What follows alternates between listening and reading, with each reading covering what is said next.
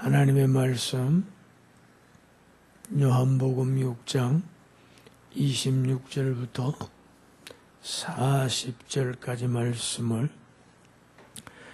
34절까지는 제가 읽고 나머지 6절은 여러분과 함께 읽도록 하겠습니다. 예수께서 대답하여 이르시되 내가 진실로 진실로 너희에게 이르노니 너희가 나를 찾는 것은 표적을 본 까닭이 아니요 떡을 먹고 배부른 까닭이로다. 썩을 양식을 위하여 일하지 말고 영생하도록 있는 양식을 위하여 하라. 이 양식은 인자가 너희에게 주리니 인자는 하나님 아버지께서 인치신 자니라. 그들이 묻되 우리가 어떻게 하여야가 하나님의 일을 하오리이까? 예수께서 대답하여 이르시되 하나님께서 보내신 이를 믿는 것이 하나님의 일이니라 하시니 그들이 묻되 그러면 우리가 보고 당신을 믿도록 행하시는 표적이 무엇이니까? 하시는 일이 무엇이니까? 기록된 바 하늘에서 그들에게 떡을 주어 먹게 하였다 함과 같이 우리 조상들은 광야에서 만나를 먹었나이다. 예수께서 이르시되 내가 진실로 진실로 너희에게 이르노니 모세가 너희에게 하늘로부터 떡을 준 것이 아니라 내 아버지께서 너희에게 하늘로부터 탐참 떡을 주시나니 하나님의 떡은 하늘에서 내려 세상에 생명을 주는 것이니라. 그들이 이르되 주여 이 떡을 항상 우리에게 주소서. 35절부터입니다. 예수께서 이르시되 나는 생명의 떡이니 내게 오는 자는 결코 줄이지 아니할 터이요 나를 믿는 자는 영원히 목마르지 아니하리라. 그러나 내가 너희에게 이르기를 너희는 나를 보고도 믿지 아니하는도다 하였느니라. 아버지께서 내게 주시는 자는 다 내게로 올 것이요 내게 오는 자는 내가 결코 내쫓지 아니하리라. 내가 하늘에서 내려온 것은 내 뜻을 행하려 함이 아니요 나를 보내신 이의 뜻을 행하려 함이니라. 나를 보내신 이의 뜻은 내게 주신 자 중에 내가 하나도 잃어버리지 아니하고 마지막 날에 내가 다시 살리는 이것이니라.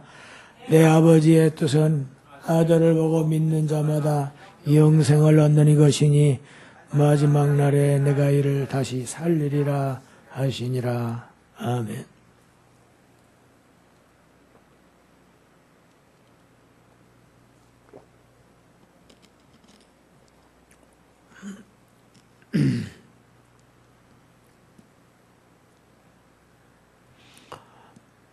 오늘 말씀의 제목은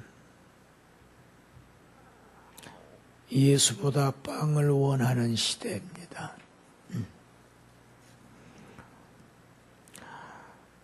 5,000명을 먹이신 예수님을 사람들은 도탄에 빠져있는 이스라엘을 구원할 구세주, 백성들을 광야에서 줄이지 않도록 빵을 먹여다 주신 모세와 같은 그러한 선지자로 보았습니다. 출애굽을 가져다 준 모세처럼 예수가 자신들을 로마에서 독립시켜서 정치적인 자유를 가져다 줄 구원자,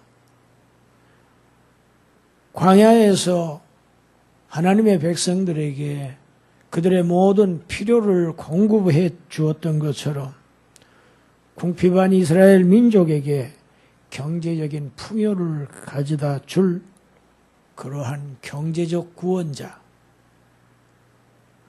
그리고 무질서했던 이스라엘 사회를 신정국가로 율법을 가지고 사회적 정의를, 국가적 정의를 바로 일으켜 세웠던 그러한 사회 정의를 실현시키는 그러한 메시아로 생각해서 예수를 자신들의 왕으로 삼으려고 억지로 삼으려고 했습니다. 사람들은 다 스스로 왕이 되고자 합니다. 예수님은 최초의 시험에서 사탄도 예수님을 왕으로 세워주겠다고 했습니다. 이제는 이스라엘의 수많은 무리들이 그를 왕으로 추대하고 있습니다. 선거가 아닙니다.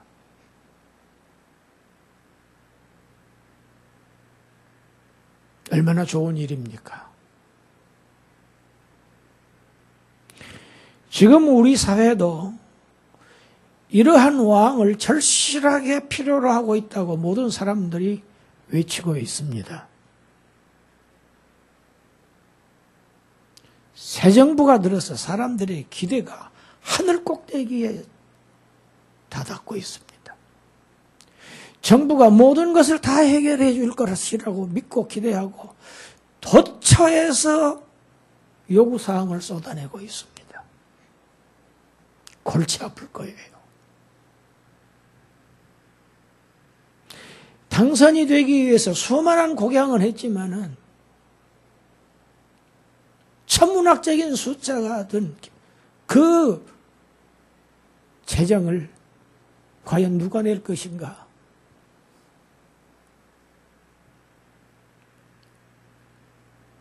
북에서는 일주일이 멀다 하고 미사일을 쏘아 올리더니 급기야 어제에는 미국의 본토에까지 핵을 탑재해서 보낼 수 있는 미사일을 성공시켰습니다. 급기야 이제 레드라인을 드디어 넘었다고 생각한 트럼프는 군사적 옵션을 검토하라고 지시하기에 이르렀고, 백성들의 눈치를 보고 사드를 뒤로 미루려고 했었던 대통령은 급히 사드의 남은 사기를 배치하라고 갑자기 노선을 수정하기에 이르렀고, 이 얘기들을 들은 중국은 심각한 사태를 경고하고 있습니다.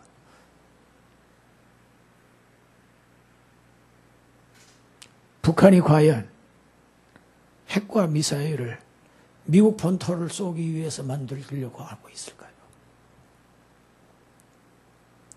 미국을 향해서 쏘는 그 날이 바로 지도상에서 북한이라는 땅이 사라질 줄을 뻔히 알면서 그런 무모한 도발을 영리한 김정은이 행할 리가 없습니다.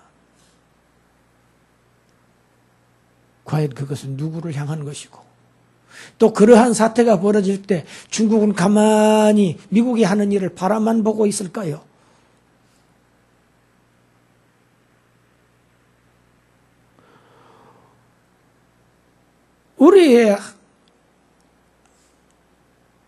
우리를 싸고 있는 모든 상황들이 이토록 심각한데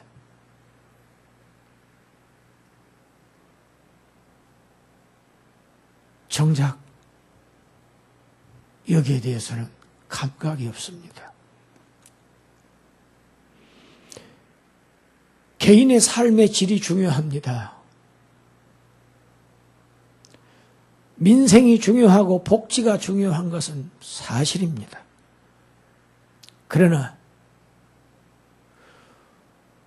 국가가 지켜지지 못하고 어떻게 개인의 삶이 보장됩니까? 개인의 생명들이, 국민의 백성들이 생명이 보장되지 않는 상태에서 무슨 복지고 무슨 삶의 질이 향상될 수 있다는 얘기입니까? 순서가 바뀌어도 너무 뒤바뀐 것이 사실입니다. 모든 세계는 자국이 희생해 가면서까지도 남의 나라를 도우려고 어느 나라도 꿈꾸지 않습니다.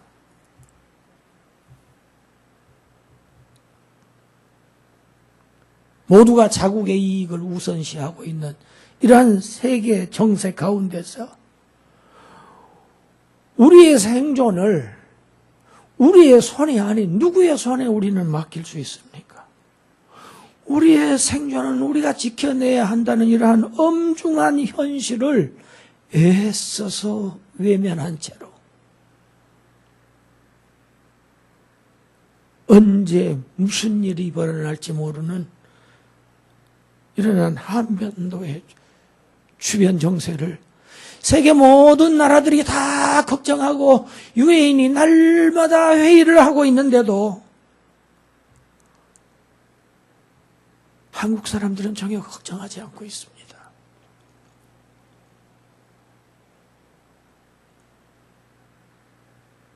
세계가 다 알고 있는데 한국 사람들만 모르고 있는 세 가지가 있다고 합니다.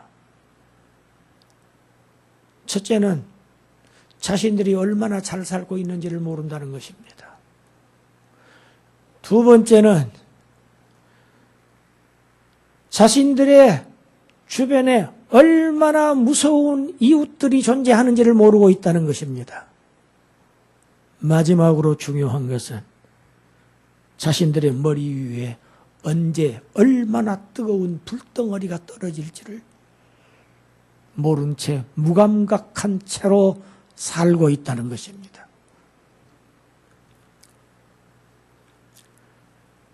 항구적인 생명의 문제보다도 개인의 현실적인 삶에 있어서 만나를 내려줄 경제적인 메시아가 더 시급하다고 외치고 있는 것이 오늘 현실.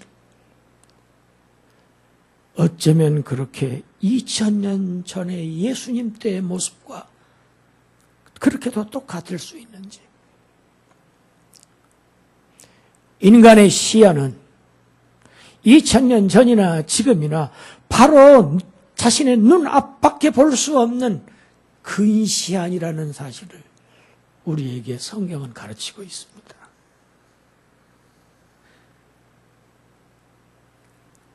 수많은 사람들이 예수님을 죽기 살기로 찾아서 또 왔습니다.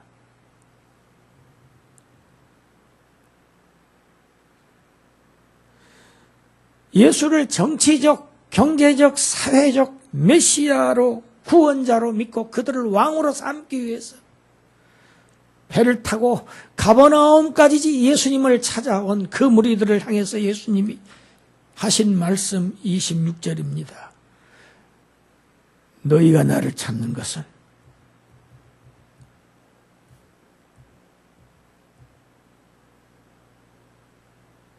표적을 본 까닭이 아니요 떡을 먹고 배부른 까닭이로다. 사람들은 예수님을 단지 그들의 배고픔을 해결해주는 빵을 주는 정도의 구원을 가져다주는 그러한 정도의 사람으로 오해했습니다. 이것이 오병이어를 해석한 하나님의 백성들의 해석이었습니다. 그들에게 예수님은 말씀합니다. 나는 먹어도 다시 배가 고프고 먹어도 다시 배가 고픈 그러한 양식이 아니고 너희를 영원히 살게 하려고 하나님께서 세상에 내려주신 진짜 양식이다.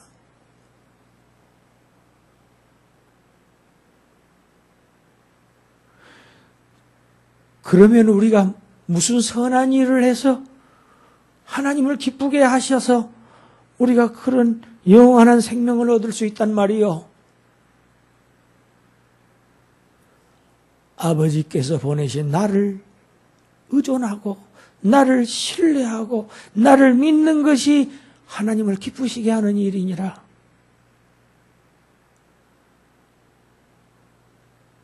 믿지 않는 그들을 예수님의 오병이의 표적을 단지 세상의 물질적인 구원으로 이해하고 있는 그 영적인 어리석음을 책망하는 예수님에게 그들이 요구하는 것은 무엇입니까? 한심한 질문을 합니다. 모세가 광야에서 우리 조상들에게 하늘에서 만나를 내리게 하는 그 놀라운 표적을 해서 그를 믿고 우리 조상들이 그를 따랐지 않느냐? 그와 같이 너도 하늘에서 내리는 그 귀한 표적을 우리에게 나타내 보여라. 그래야 우리가 너를 믿을 수 있을 것 아니냐. 이것이 바로 직전에 오병이어의 표적을 보았던 하나님의 백성들의 요구였습니다.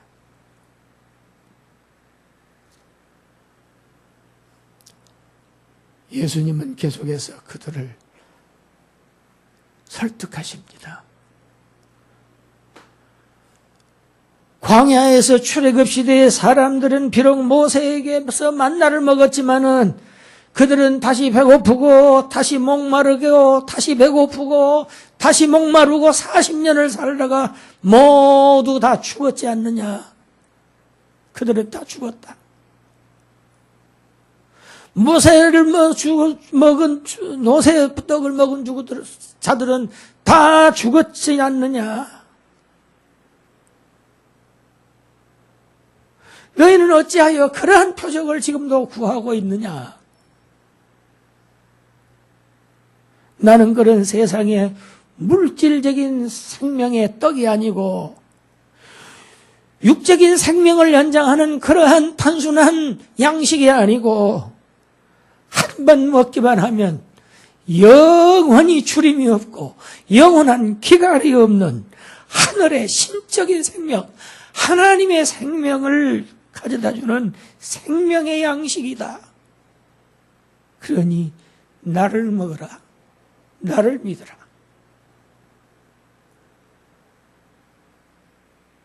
그렇게 해야 영생을 얻을 것이다. 이것이 나를 보내신 내 아버지의 뜻이니라.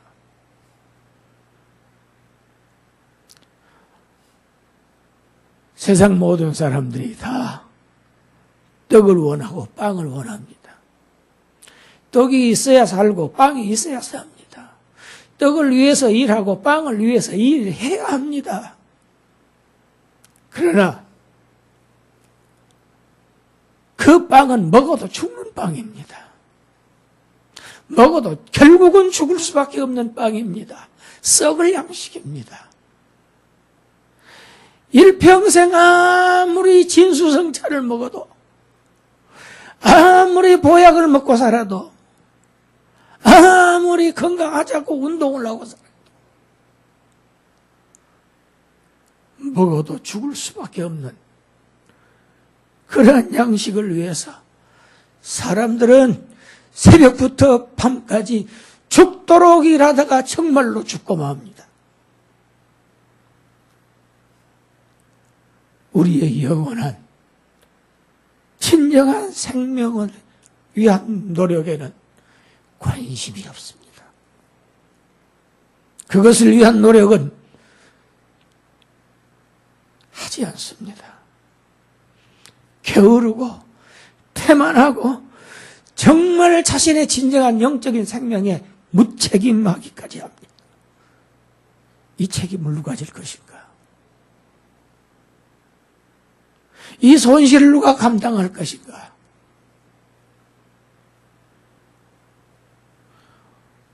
오늘도 예수가 주시는 영적인 하늘의 생명보다는 아래 세상의 풍요와 번영의 더 큰 목적과 가치를 들고 예수를 찾는 사람들이 교회 안에 얼마나 많은지 알 수 없습니다.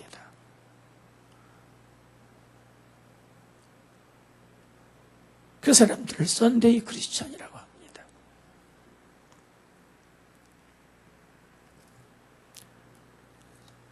이런 사람들에게 예수는 영적인 해답이 될 수 없습니다. 이런 사람들을 성경은 땅에 속해 있는 사람들이라고 합니다. 교회에 앉아 있지만 가라지라고 표현하고 있습니다. 세상은 이미 심판을 받았고 이제는 교회의 심판이 남아있다고 성경은 말하고 있습니다. 그것이 알곡과 가라지를 가르는 마지막 심판입니다.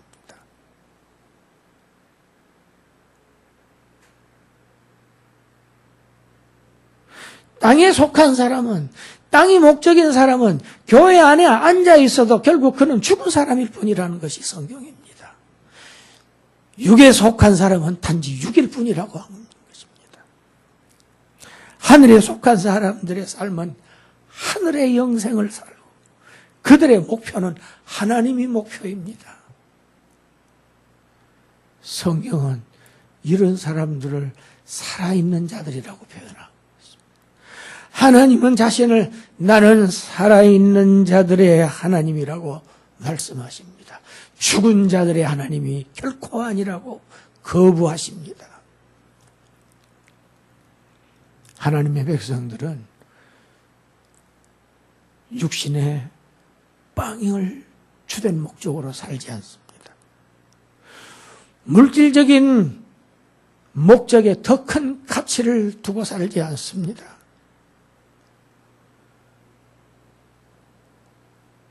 이 세상에서도 그렇죠. 부산에서 살기를 원하는 사람은 부산에서 삽니다.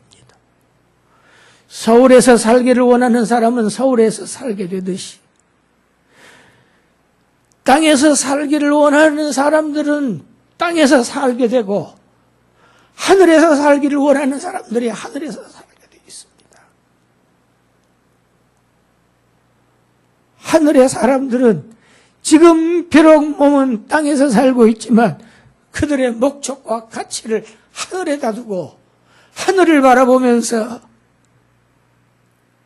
하늘의 것을 추구하며 하늘의 일들을 더 힘쓰면서